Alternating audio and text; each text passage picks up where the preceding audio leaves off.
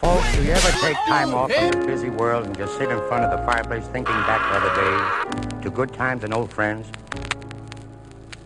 Sure you do. Backtrack, turn back, pay. The British Empire, the largest empire the world has ever seen, built from slavery, organised famine, and getting entire countries addicted to opium. Today, we're re-establishing the British Empire in Rome Total War II, playing as the Iceni tribe. Now, we should all be extremely grateful for the British Empire, as if we didn't conquer the world, the French would have. Let's be honest, that would have been way worse. In case you didn't know, this was all streamed on Twitch, so look out for the next post to come and join the next Snorefest rodeo that is me playing this game. You might be thinking, how exactly are we going to re-establish the Empire on normal mode? Well, I'm so glad you asked. The Iceni have a very well balanced economic build that allows us to walk the line of high levels of manufacturing and public order. However, our military? An absolute shamble. Utilizing hornmakers, cornhoids, and sanitation buildings, we'll have provincial stability with no dramas. And our secret weapon? Bardic circles. These will launch our faction-wide research rates many times quicker than everyone else's. We start in Great Britain, where our first goal is to unite the kingdom. The other tribes apparently share the same blood as us. To avoid ending up as an inbred faction like Norwich or Birmingham, we're going to eviscerate them. We'll keep Iska for now so that we're not completely overwhelming ourselves at the start. While cleansing the lands of the impure was the top priority, trading with the world was a close second. For that, we needed resources. Eboracon has leather, so naturally, through a delirium of greed and thirst, we attacked, resulting in a pretty devastating defeat. While consolidating my second wave of forces, I sent a young admiral sailing south. His name? Beros. Beros the fucking brilliant. But we'll check back in on him later. While licking my wounds from our defeat at Eboracon, the Scots came down, thanked me profusely for weakening the enemy, and took the settlement. Fuck! And the leather along with it. Absolutely disgraced with their actions, I ran them up and auto-resolved them into extinction. With leather under Iceni control, we started our first trade deals. Much like the MAGA government, we planned to tax and tariff the entire world if possible. I then started to strategize on how to take modern-day Edinburgh. Wales got tired of being the most forgettable country on the planet and decided to make a play for the leather. Seeing them coming, I fortified and auto-resolved them right in the face. Now Wales were exposed, I sent my London protection force to sit outside and throw eggs at their window. In the same move, I mercy killed Edinburgh to release them from starvation. Then, in an absolute blunder, Welsh forces pushed me away, then abandoned their settlement just as my reinforcements arrived. And turning my attention to my Irish brothers and sisters, my forces are attacked by the Welsh Navy, leaving me with a near impossible auto-resolve result.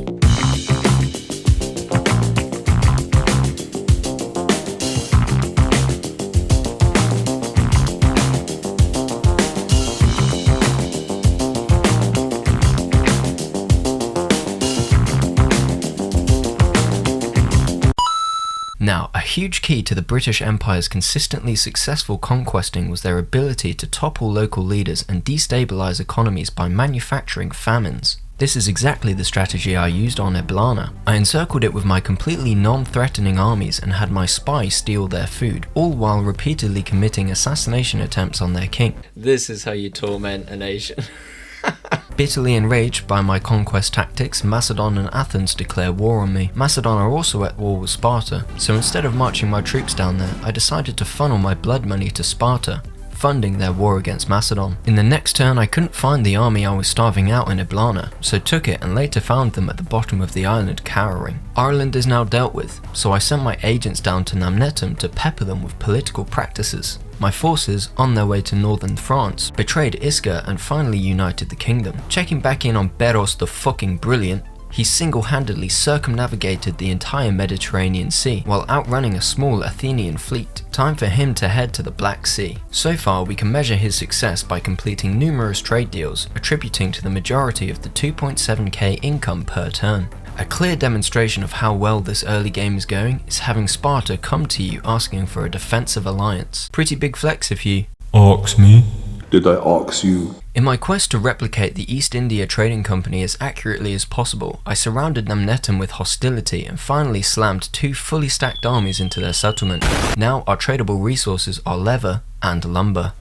Nice. I found a unit called the Druidic Nobles that looked way too good to be true and recruited 8 of them. More on that later. I then had my eyes set on the Carnutes for no other reason than the one universally known rule: you either kick in the balls or get kicked in the balls. Sorry Carnutes. Doing so, I discovered the faction Nervi, whose settlement's name resembles that of which I trade on the dark web. This settlement is incredibly appealing to me due to its ability to produce glassware, which, you guessed it, is very tradable. The Carnutes clapped back at me by confronting the feministically named army, the Burning of Men. I sat extremely confident despite the balance of power. I could finally see my Druidic nobles in action. Then, the feeling of fear and unsettling nerves hit me like the Ever Given hit the sandy banks of the Suez Canal. Oh, I see. Our Druidic nobles have very low health. This was a big mistake. Shit. It was time to finally test my commanding skills through the inadequate standards of the Iceni tribe. I covered both entrances to the checkpoint, taking a very defensive stance. I vowed my already dwindled chariots to the devil himself that they may dive bomb the enemy general, delivering terrible blows to the enemy morale. This ended in complete devastation for the chariots, with one man left going on an absolute spree. Though, this maneuver has left the enemy general positively stunned. The enemy scale the walls, capturing the gates and a tower. It's now time for my Druidic noble shield walls to hold them off for as long as possible. They've concentrated too many of their forces on the western front of the defense, leaving my eastern units able to diminish forces, recapture a tower, and encircle the enemy. Safe to say, we got quite lucky here. The fleeing army was later scooped up by the vanquishers, bringing the end of the Carnutes much closer. Checking back in with Beros the fucking Brilliant, his use was quickly fading away as his mission was now complete. Rather than disbanding him, I had the great idea of investing heavily into mercenary naval units to take a small port settlement. Then, plotting a route back to Ariminum, Beros goes and dies on me, which literally broke my heart. He was so the goat. That sucks. But the mission? Still on.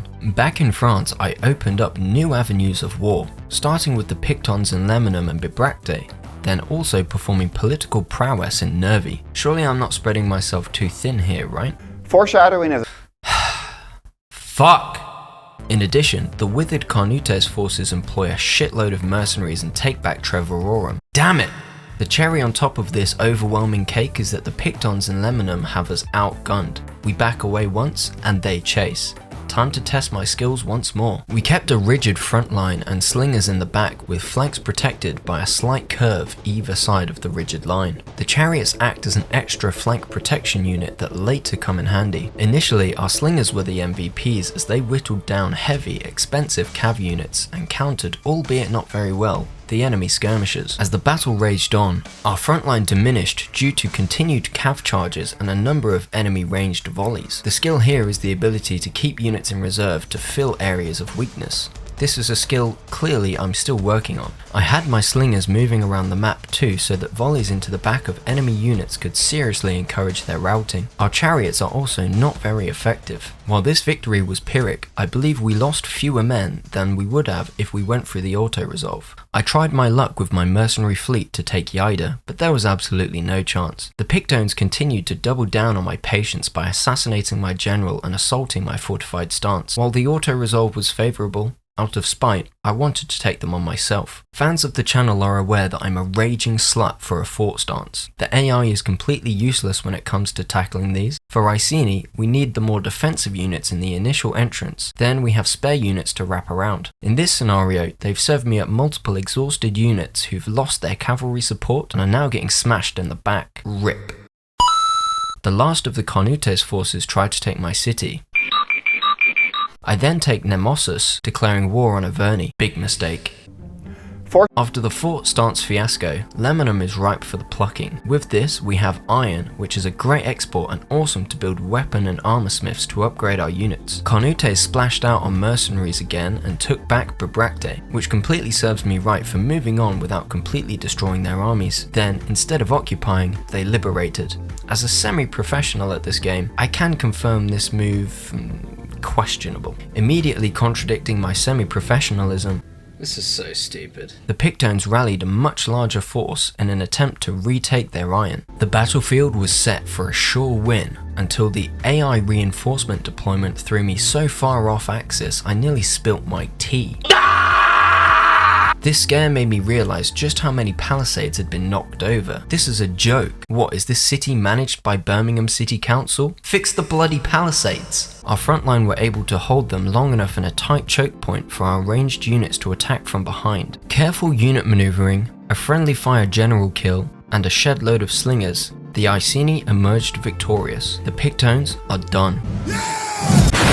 It took about 5 minutes to decide to move an army here to protect the junction while the other goes to clean up the mess left after the Carnutus. With only 10 grand left in my war chest and losing money every turn, it was time to desperately find a way to use the super expensive and low quality mercenary fleet. I beelined it over to Seed, where it could capture a settlement and give us a foothold in Turkey. I'd introduced a new army to the European mainland called the Do You Want to Trade? Creativity just oozes out of every crevice on this channel. I wanted these guys to take back Trevororum and bring Bag of Cum into our repertoire. Meanwhile, Averni deemed it appropriate to assault my fortified position near Berdigala. We all know how this one goes. Cause we want retribution. Oh yeah, we want retribution. Oh yeah, we want retribution. Oh yeah, we want retribution. Yeah, we ran out of patience. Boil up with the cold hard hatred. I can feel the vibration. Feet in the streets, it's a new sensation. I wanna break faces on the pavement. I wanna make greatness look complacent. Adrenaline awake. What the hell? We can make an impact, grab and then take it. Anyway, to really understand just how expensive this mercenary fleet is, here we can see we're making negative 700 denarii per turn. Disbanding just 5 units, we've launched our cash flow up to 1500 per turn. Let's hope this investment was worth it. For now though, we take Iconium and grow the foothold. That'd be fucking silly not to. What comes next was perhaps my biggest blunder yet. Instead of wrapping up the wars I was currently involved in, I added to the burden by declaring war on Sequani. They had only one settlement. Couldn't be that hard, right?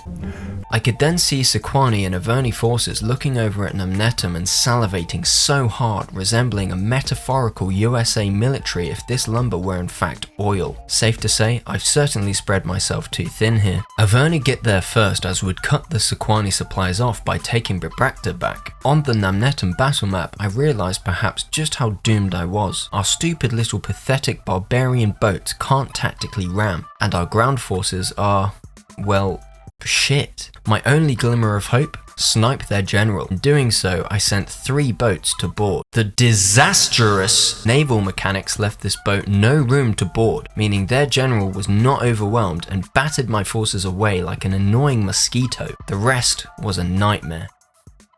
Averni didn't want Namnetum but took everything in it, then deployed forces in Lemanum. How did I respond?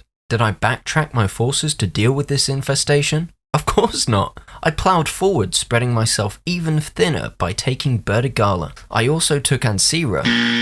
Ancira? Ankara? Angira.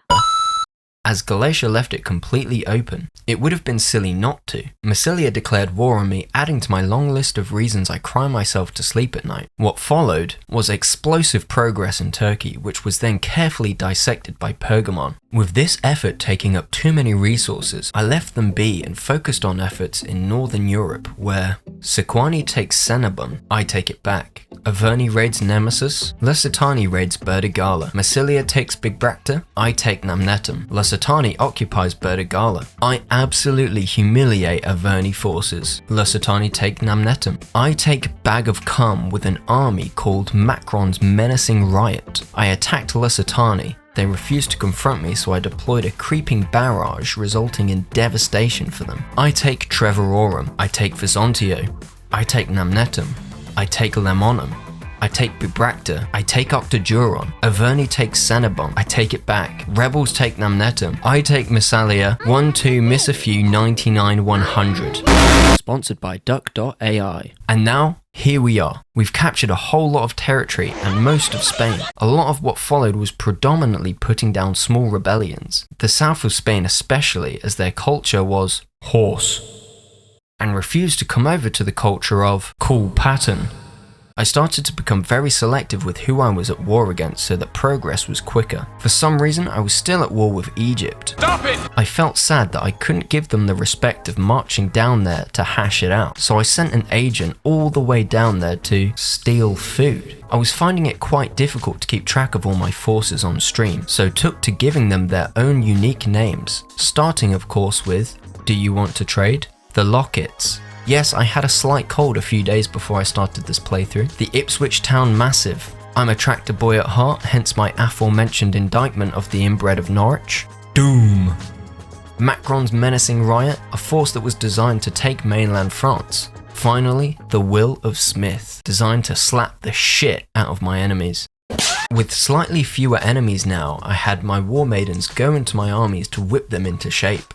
This is all part of the plan, don't worry, making a smooth 15k per turn and equipping my armies with high level weapons and armor. We're reaching the point of critical mass. This is where your faction becomes essentially invincible and the game is no longer a challenge. It was at this point Cyrenaica offered to join our war against Egypt for a small price. This is the modern day equivalent of funding regional terrorist organizations. Deal. Did you see what I did there? It's a scam. Cyrenaica did this 3 times, dealing no damage to Egypt but building some tremendously big armies. But we'll get back to that. In the meantime though, Rome thought it pertinent to declare war on me, a faction making nearly 20k a turn and a war chest of nearly 200k. Are you really? Are you fucking sure? To deal with the turbulence and to end this playthrough slightly quicker, I started 2 new armies. One called Where's the turkey, Jeremy? and the other You're a fuckhead! Seeing as I still had 200k in the bank, I started 2 more armies where I swapped some keywords out in their names. I had delightfully encircled Era Whiskey but had no real qualms with them besides the colour of the map not being blue. I manufactured famine once more with my agents and attacked at their lowest point. Now the map is looking a lot nicer. What the fuck? Of course, trying my best not to be this guy and avoiding all politics in this game has finally taken its toll. Crikey, what a setback.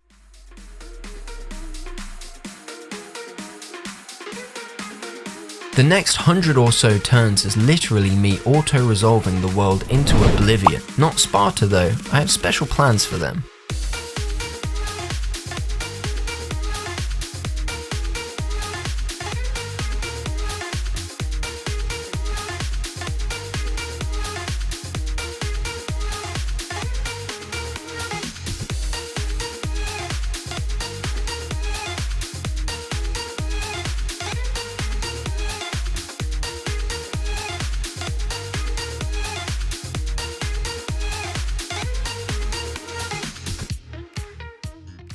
Great, now that that's over and I'm sure it took me 40 or so hours to edit, time to celebrate the victory in Sparta. Oh, a few annoying speed bumps in the way? Since Athens hold the city of Sparta, let's do them a favour and liberate them so we can show them the true might of Britain. Before that, I'd like to thank this month's mildly concerned bystanders, and I truly hope to see you in the next one. I'm playing for an audience.